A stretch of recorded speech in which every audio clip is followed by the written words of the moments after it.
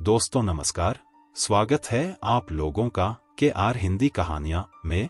नाजायज संबंधों में अक्सर लड़के की उम्र औरत से छोटी होती है, पर आने वाले खतरों के शिकार वे दोनों ही किसी न किसी तरह से हो जाते हैं।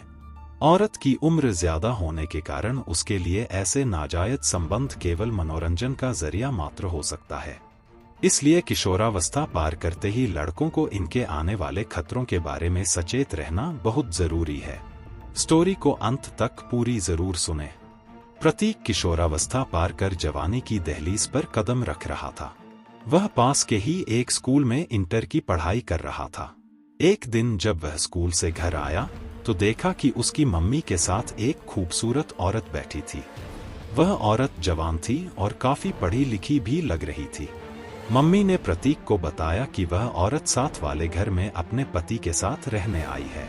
बातों ही बातों में जब पता चला कि शोभा नाम की वह खूबसूरत पड़ोसन इंग्लिश में MA है, तो प्रतीक की मम्मी ने बिना देर किए शोभा के यहाँ प्रतीक का ट्यूशन लगवा दिया। प्रतीक तो अपनी शोभा भाभी के पास पढ़ने के ख्याल से ही झूमने लगा था। अगले हफ्ते से प्रतीक का ट्यूशन शुरू हो गया तो वह पढ़ने से ज्यादा शोभा भाभी पर नजरें टिका कर रखता था। हैरत की बात तो यह थी कि शोभा भाभी उसे कभी इस बात के लिए टोकती भी नहीं थी। वे कभी कॉपी पकड़ाने के बहाने उसके हाथों को छूती थीं, तो कभी उसे अपने करीब बिठा लेती थीं। एक दिन प्रतीक रोज की तरह शोभा भाभी के पास पढ़ने गया, पर भाभी तो आज कुछ बीमार लग रही थी।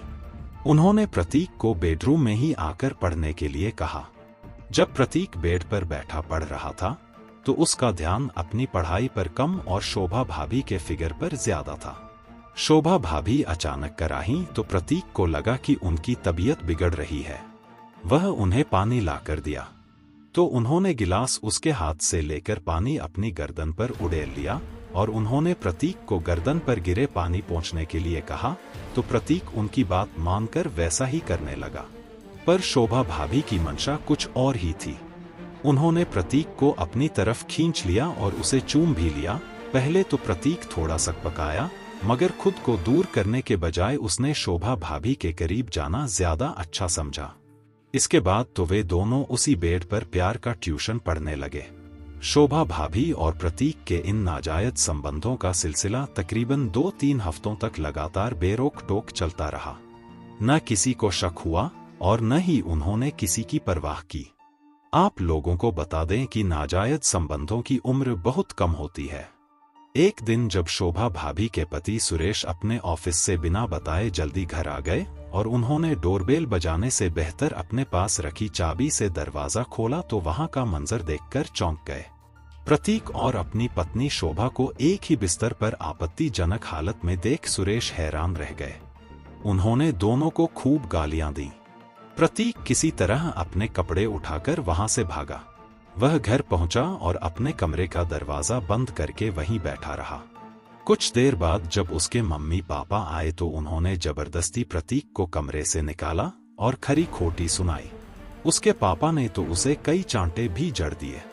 जब शोभा और प्रतीक के नाजायज संबंधों की जानकारी दूसरे लोगों को लगी तो लोग उन दोनों का मजाक बनाने लगे।